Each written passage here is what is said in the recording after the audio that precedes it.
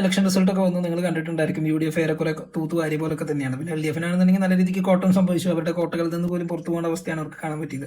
എന്നാൽ ഇടയിൽ നല്ല രീതിക്ക് തന്നെ BJP നല്ല രീതിക്ക് തന്നെ അവരുടെ പ്രവർത്തനങ്ങളൊക്കെ ആയിട്ട് മുന്നോട്ട് പോകുന്നുണ്ട് താനും. കാരണം തിരുവനന്തപുരം എടുത്തു, അതുപോലെ തന്നെ വേറെ മുനിസിപ്പാലിറ്റികളും അത്യാവശ്യം നല്ല രീതിക്ക് ചില സ്ഥലങ്ങളിലൊക്കെ നല്ല രീതിക്ക് കോമ്പറ്റീഷൻ UDFിന് LDFിന് കൊടുക്കാനായിട്ട് BJPക്ക് പറ്റിയിട്ടുണ്ട്. അതിപ്പോൾ കുറച്ച് ഇലക്ഷനുകളായിട്ട് പറ്റുന്നുമുണ്ട്.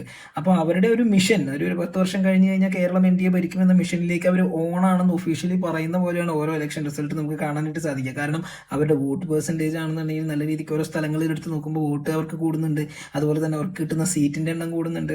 അവർ ഇമ്പാക്ട്ഫുൾ ആയിട്ട് ഓരോ പരിപാടികളൊക്കെ ചെയ്തിട്ട് അവരുടെ അത്യാവശ്യം സോഷ്യൽ മീഡിയയിലും ഡിജിറ്റലും ഒക്കെ അവരവരുടെ പേര് കൊണ്ട് നടത്തുന്നുണ്ട്. ഒരു ഭാഗത്ത് കുറേ ട്രോളുകൾ ഉണ്ടെന്നുണ്ടെങ്കിലും മറുഭാഗത്ത് അവരാൽ കഴിയുന്ന രീതിയിൽ അവർ നല്ല രീതിക്ക് അവരുടെ മിഷനിലേക്ക് എത്തുന്നുണ്ടെന്ന് വേണം കാണാനായിട്ട്. സോ മൊത്തത്തിൽ നമ്മൾ അരിച്ചു കലക്കി കുടിക്കി നമ്മൾ മനസ്സിലാക്കുന്ന സാഹചര്യത്തിൽ UDF നല്ല ശക്തമായി തിരിച്ചു വന്നിട്ടുണ്ട്. അത് എന്തുകൊണ്ടാണ് എന്നുള്ളതും ബാക്കിയുള്ളവർ പഠിക്കേണ്ടതാണ്. അതുപോലെ തന്നെ NDA ആണെങ്കിലും BJP ആണെങ്കിലും ഒറ്റ സഖ്യമായിട്ട് തന്നെ നല്ല രീതിക്ക് കേരളത്തിൽ പെർഫോമൻസ് കാഴ്ചവെക്കുന്നുണ്ട്. സോ ഇനി ഭാവിയിൽ നമുക്ക് നോക്കാം 3 പാർട്ടികളും ഒരുമിച്ചാണ് ഉണ്ടായിരിക്കുക. അത് ഇനി വേറെ ഏത് പാർട്ടിയാണ് ഉണ്ടാവുക എന്നുള്ളതൊക്കെ നമുക്ക് ഭാവിയിൽ കാണാം.